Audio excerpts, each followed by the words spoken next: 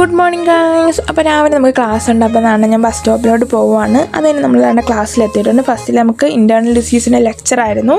അതൊക്കെ കഴിഞ്ഞ് ഞാൻ ഇങ്ങനെ പുറത്തോട്ട് ഇറങ്ങിയപ്പോഴാണ് ഇങ്ങനെ ഒരു വാൻ കിടക്കുന്നത്. എന്താണെന്ന് പോയി അന്വേഷിച്ചപ്പോഴാണ് നമുക്ക് ബ്ലഡ് ഡൊണേറ്റ് ചെയ്യാം ഇഷ്ടമുള്ളവർക്ക്. അങ്ങനെ കുറേ പേരൊക്കെ പോയി ഡൊണേറ്റ് ചെയ്യുന്നുണ്ട്. അത് കഴിഞ്ഞപ്പോൾ എനിക്ക് ബുക്ക് വാങ്ങിക്കണം, മീൻസ് എനിക്ക് ദഫ്തർ വാങ്ങിക്കണമായിരുന്നു. മീൻസ് എനിക്ക് ആബ്സെൻ്റ് ഉണ്ട്.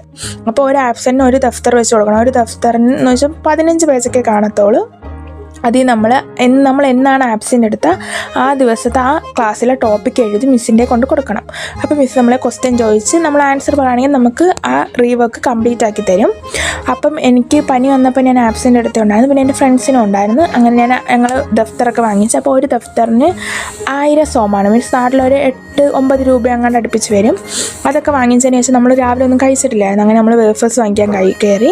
അതിന് ഇവിടെ സമ്മർ ആയതുകൊണ്ട് ഇപ്പോൾ ഇങ്ങനത്തെ ചെറിയ ചെറിയ വെള്ളങ്ങളൊക്കെ മീൻസ് ഇങ്ങനെ ഇതൊക്കെ തുറന്നിട്ടുണ്ട് കോളേജ്.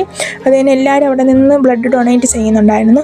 അത് കഴിഞ്ഞപ്പോഴാണ് നമ്മൾ പറഞ്ഞ ഫാരിസ ബ്ലഡ് ഡൊണേറ്റ് ചെയ്തെന്ന്. അങ്ങനെ ബ്ലഡ് ഡൊണേറ്റ് ചെയ്യുന്നവർക്ക് 2 കിലോ പഞ്ചസാരയും ഒരു ബൗണ്ടിയുടെ ചോക്ലേറ്റും ഉണ്ട്. അങ്ങനെ ഫാരിസാക്ക് അതൊക്കെ കിട്ടി. അങ്ങനെ അതൊക്കെ ഇന്ന് കാണിക്കാൻ പിന്നെ ഞങ്ങൾക്ക് ചോക്ലേറ്റൊക്കെ കഴിക്കാൻ തന്ന്.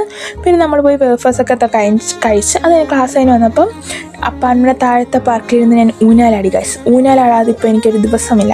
എല്ലാ ദിവസവും എനിക്ക് ഊഞ്ഞാലാടണം. മീൻസ് അവിടെ പോയി ചുമ്മാ ഊഞ്ഞാലാടാണ്. ഇപ്പോൾ അന്നത്തെ ദിവസം ഊഞ്ഞാലാടിയില്ലെങ്കിൽ രാത്രിയെങ്കിലും പോയിരുന്നു ഊഞ്ഞാലാടും. അതിന് കുറച്ച് നേരം ഊഞ്ഞാലൊക്കെ ആടിയതിന് ശേഷം ചൂടൊക്കെ ഇല്ലേ, ഒരു ഐസ്ക്രീമൊക്കെ കുടിച്ചു. എന്നിട്ട് ഞാൻ തിരിച്ച് അപ്പാർട്ട്മെൻറ്റിലോട്ട് പോയി. അപ്പോൾ അത്രയേ ഉള്ളൂ.